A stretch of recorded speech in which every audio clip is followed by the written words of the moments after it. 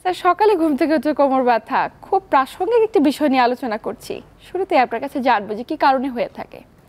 Well, আপনি যদি বলেন যে সকালে কোমর ব্যথা, তার মানে আপনি এই সকালের আগের যে সময়টা কি করছেন? বলে আমি শুয়েছিলাম।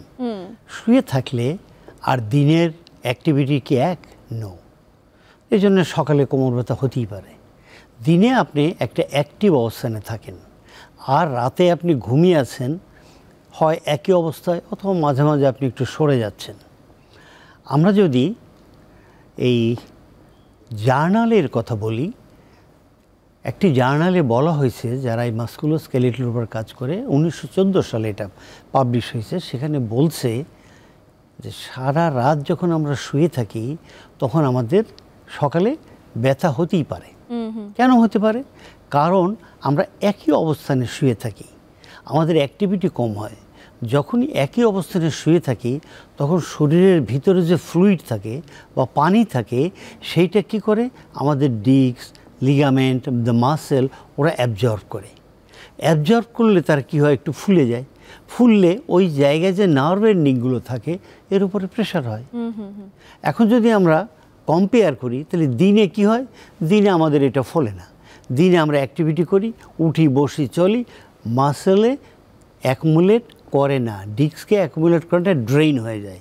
এই জন্যে রাতে ঘুমালে সকালে এটা ড্রেইন হয় না, যার জন্যে আমাদের সকালে কোমর ব্যথা হয়, হতেই পারে। একদমই।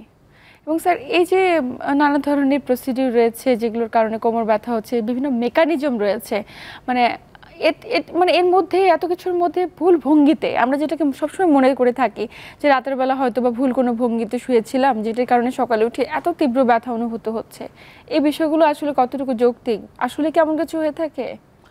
ওয়েল, প্রথম হলো একটু আগে বলছিলাম যে সকালে কোমর ব্যথা হতে পারে। আপনি যে বিছানায় ঘুমাইছেন সেই বিছানার অবস্থান কি? আপনি যে বালিশে ঘুমিয়েছেন সেই বালিশ আপনার জন্য অ্যাকসেপ্টেড কিনা? আপনি যে পজিশনে ঘুমিয়েছেন আপনার শরীরের সঙ্গে মিলিয়ে ওই পজিশনটা সঠিক কিনা? এরকম অনেকগুলো ফ্যাক্টর এখানে কাজ করে।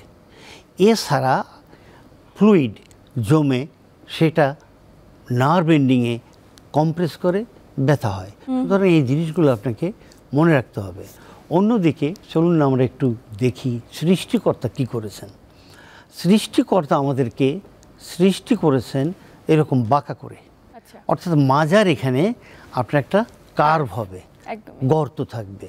তো আপনি যখন শুয়ে থাকেন এভাবে, পা থাকে আপনার সামনের দিকে, আমরা কাত হয়ে শুয়ে থাকি, তখন কি হয়? মাজার রাউন্ডেড হয়ে যায়। তাহলে আল্লাহ ভক্ত রাউন্ডেড করে সৃষ্টি করেন নাই, উনি ওখানে গর্ত করে সৃষ্টি করছেন। এই জন্যে আমার একটা স্লোগানে আছে, আমি সেই স্লোগানে বলি, কিপ ইউর ব্যাক হলো।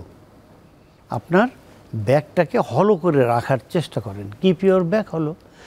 ব্যাক যদি হলো করেন তাহলে আপনার কোমর ব্যথা অনেকটাই কমে যেতে